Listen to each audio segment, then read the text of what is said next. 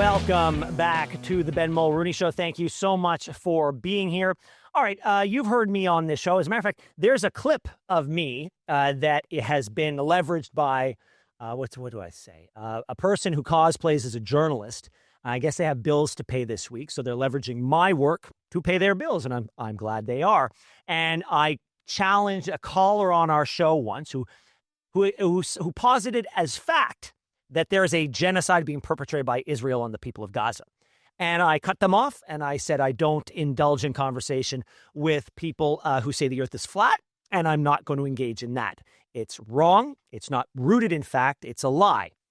So anyway, yeah, so there's some people trying to weaponize what I see as the truth against me, okay? And like I said, if you can feed yourself because of the work I've done, I'm glad to have helped you.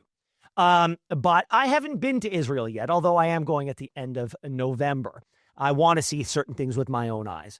Fortunately, we're joined now by somebody who took it upon herself to not just go to the region, but to go specifically to challenge this increasing blood libel against Israel, to see the food and to see the supply chains and to understand exactly what's going on. So please welcome to the show Brooke Goldstein, Executive Director and founder of the Lawfare Project. Brooke, welcome to the show.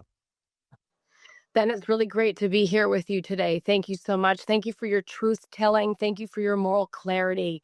It is greatly appreciated and needed right now. Well, thank you very much. Okay, so look, you've got people saying, look, just a few days ago at the Emmys, Javier Bardem wearing his keffiyeh that was clearly positioned on his body by a stylist to make it look just so, said that he's using this fiction of a genocide to say he's never going to work with anybody who has any ties to Israel.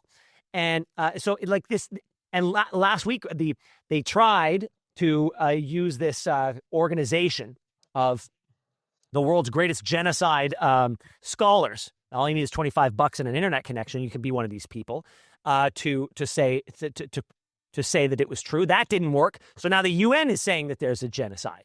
So clearly this is very important to win the hearts and minds of the world, to feed us this lie. And I keep calling it a lie, but you were there. So what did you see on the ground? What was the purpose of your trip? Where did you go? What did you see?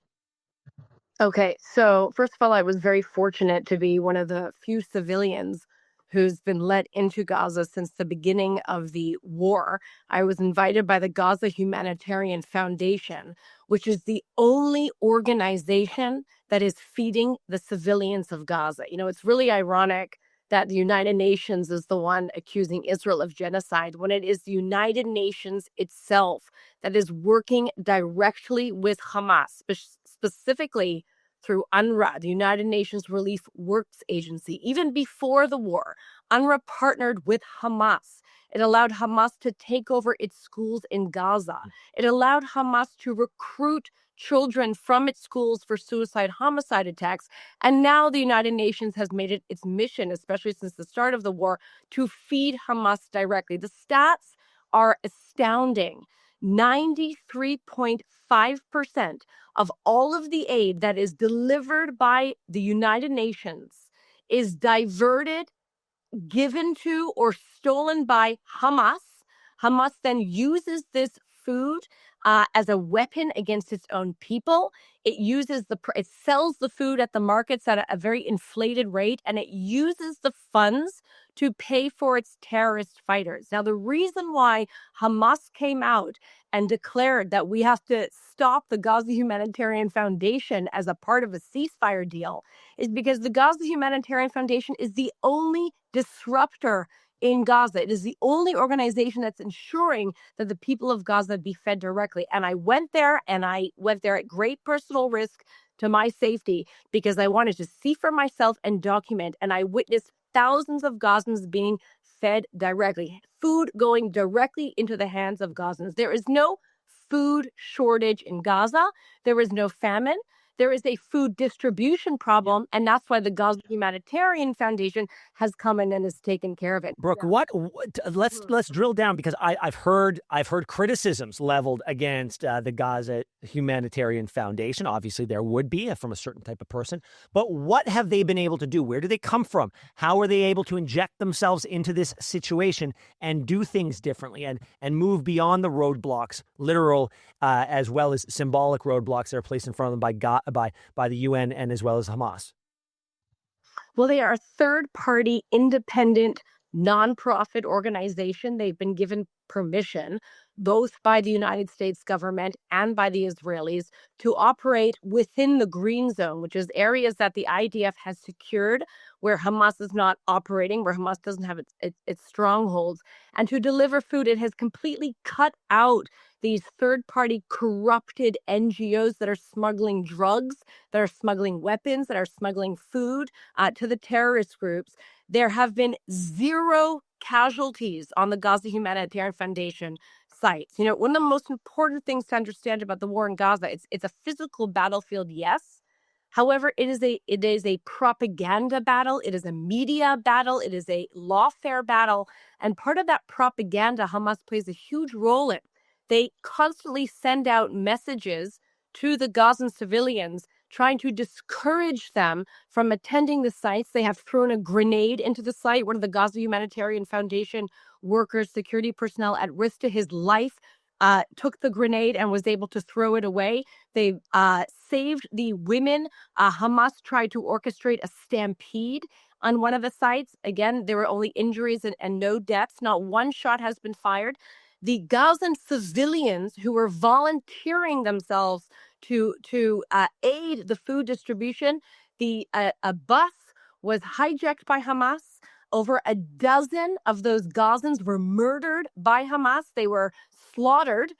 Then the wounded were taken to the Nasser hospital, where supposedly the Doctors Without Borders organization is operating. They refused to treat them, and they let them die in the courtyard, because that is what happens under Hamas rule. The Gazan civilians are being held hostage. They're being used as civilian human shields, and they are being deliberately starved by the Hamas terrorist organizations where they can feed their terrorists. And, you know, so we've got just a couple of minutes, not a little less than a couple of minutes left. And I want to talk about, you know, the trip itself and what you saw. And I want to go methodically through it. I think it's important for our listeners to get a sense of where you were, what you saw. But, you know, I got to say, I'm as somebody on this side of the pond who's, can only go with what I see that's fed to me. I have seen some of the videos that may be related to what you just described, Brooke, and I have relayed that. I've said, I just saw a video of Hamas fighters shooting innocent civilians in the back because they had just been given a bag of rice. That's what I saw. And the fact that we're living in a time where people will say, and as full-throatedly as possible, that's not what you saw, you're a liar, you're a supporter of genocide, is I just don't know. I don't know, Brooke, if the facts are going to be enough. I wish that you coming here and telling people what you saw would be enough. And I know it's not going to be. And I find that frustrating. I'll let you give me a comment, and then we'll take a quick break. So what was so interesting is I got to talk to the people of Gaza themselves, and you saw a small clip of it in the intro. They do not like Hamas. They are very open. They're willing to talk on camera. They tell you the greatest mistake that Israel made, they said to me, was the 2005 disengagement, when Israel pulled all of its civilians out of Gaza and basically handed it over to the people there, and they elected Hamas. Yeah. The people understand that Hamas is the reason why they are experiencing what they are experiencing. So I encourage people to watch those videos. I met with United Nations truck drivers. I met with 12 of them. 2 days later, one of those trucks was set on fire, and the truck driver was burnt alive for trying to distribute aid to the Gazan civilians. All right, Brooke, we're going to take a quick break. This is the most important point. It's the most important point, though. Yeah, well, hold the most important point till after the break, because we're going to take a quick break. I've got more with Brooke Goldstein, the executive director and founder of the Lawfare Project. She saw with her own eyes what is going on the ground in Gaza. There is no genocide. Come on back and we'll explain it more. Welcome back to the Ben Mulroney Show, and we're having a conversation with Brooke Goldstein of the Lawfare Project, who went to Gaza to see what the state of play was in terms of the supply chain for all the food that's supposed to be getting into Gaza that isn't getting into Gaza. Where does the responsibility lie? You're not going to find anybody who doesn't, at least not me in my world, that doesn't have a tremendous amount of empathy for the plight of the innocent Palestinian people. But who deserves the blame for that plight? And part of that is the conversation around feeding those poor people. And so Brooke decided to go down there and see it for herself. And Brooke, you were laying it out for us before. You said you had one more key important point to give us before the break. Yes, and I think you teed it up quite well. If you have empathy for the Gazan civilians, you must support the humanitarian relocation of these civilians so that they will not continue to be used as human shields and as hostages by Hamas. So break that down for me, Brooke. How does that happen? Because again, I haven't been there. I've only seen what I've seen. I was under the impression that they were walled in on all sides and can't go anywhere. That's funny. Gaza has two borders, one with Egypt. Yep. Egypt refuses them to allow passage, and another with Israel. And Israel has allowed them passage and continues to allow them passage. It's the international community and its leaders who want to politicize the conflict. They want to make sure there are civilian casualties in Gaza so they can use it as a legal and media and blood libel war to destroy the Jewish state. That is the strategy. If you oppose the Gazan civilians' right to claim refugee status, to leave Gaza so that Israel can finish the job, then you are the one actually supporting the genocide of the Gazan people. You are the one insisting they remain there and be used as by Hamas as human shields, because that is what is going on. Okay, so tell me that plan. What the relocation plan? What would be involved in that? Well, there have been thousands of Gazan civilians who are applying for visas in other countries who are wanting to get out. Those countries, some of them have actually accepted the visas, and now it's a matter of how to get them out. They've been coming out a couple thousand at a time, but there's a whole system that is there to prevent them from leaving. You have the NGOs that are not assisting them. You have people exerting political pressure on heads of state not to receive them. Now, I understand the notion that you don't want radicalized Islamist people coming into Western democracies. How about all of the other Arab nations, all of the Muslim states surrounding Israel? How about Jordan? They should all be welcoming Gazan refugees into their countries. Well, and correct me if I'm wrong, but up until the 60s, every Palestinian had a Jordanian passport. So surely a return to their homeland, at least temporarily, would make a little sense. Well, yeah, I mean, Jordan is basically the so-called Palestinian state that we're all being told to create. When, the original Sykes-Picot agreement came in, was drafted, Israel included all of Transjordan. The world said, well, we need a two-state solution. The Arabs are protesting. Give half of Israel to the Arabs, and the Jews take the other half. And that's what they did. They divided the mandate for Palestine. They divided the geographic location that was to be Israel in two. They created Jordan. They put the Hashemite king there. Oh no, we're not going to go back into the history. I want to stay in the here and now. And there was something that you said in the previous segment where we talked about the people that Hamas is hiding amongst the people, and you talked to some civilians who, if they voted for Hamas, they probably regret that they ever voted for Hamas. But I also hear depending on the day, I'll hear somebody saying, the one thing that we haven't seen a whole lot of is ordinary, regular Gazan citizens snitching on Hamas or helping out, saying, hey, there's a fighter in the apartment building next door, Israel, and you might want to know that. So the question I have is Hamas hiding amongst the Gazans, or are the Gazans hiding Hamas?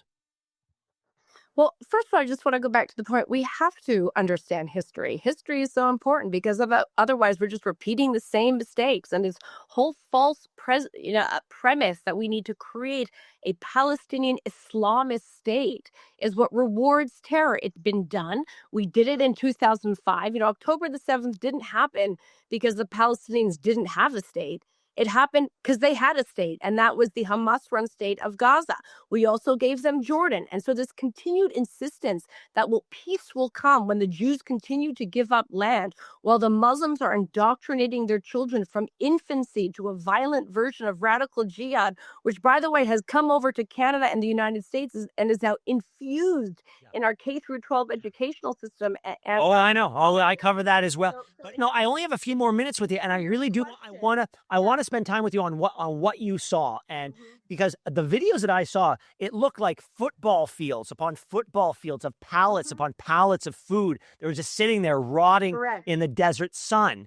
And now I have to assume that there was a plan for that food. There was a supply chain that I guess they anticipated would work. What was the sticking point? Was it that Hamas didn't want that food coming in at all? No. Okay. The plan always has been, the United Nations delivers the food right into the hands of Hamas. You've seen the videos, right? So what Israel and the United States did under the Trump administration was finally say, enough is enough. We are literally feeding the enemy so that it can engage in a perpetual conflict, maximize civilian casualties. We're looking at a 20-plus year, God forbid, Vietnam-style war if the civilians remain in Gaza and we continue to fund and feed Hamas while it fights the IDF. That was the plan, to destroy Israel through this type of a Vietnam-like war. The Gaza Humanitarian Foundation came in as the disruptor. And that's why you see everybody jumping up and down, spreading lies about the foundation, trying to take the foundation down. If you are allegedly an activist for the Gazan people, how could you possibly be against the only organization that is feeding the civilians? Because they want to prop up Hamas. That's what this is all about. It's so how many days were you there for, Brooke? So I was there for a couple hours one morning. So I went through the south and went directly to one of the Gaza Humanitarian Foundation sites. I was able to tour the site before they allowed the civilians to come in. I witnessed the feeding of about 14,000 people that day, including 3,300 women. It was quite orderly. There was no violence. The people were extraordinarily grateful, not just to the foundation, but to the United States. Yeah. They kept coming up to the camera and saying, we love America. We love Trump. Thank you for helping us. We hate Hamas. Hamas is evil. Hamas is bad.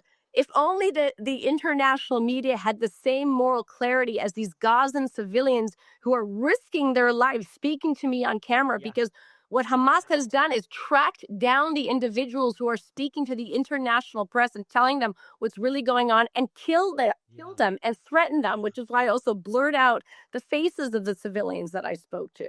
Well, Brooke, I want to thank you so much for being here. Hopefully when I make my trip, I'll be able to see at least some version, probably not there where you went, because, of course, it's very difficult for you to even have gotten in.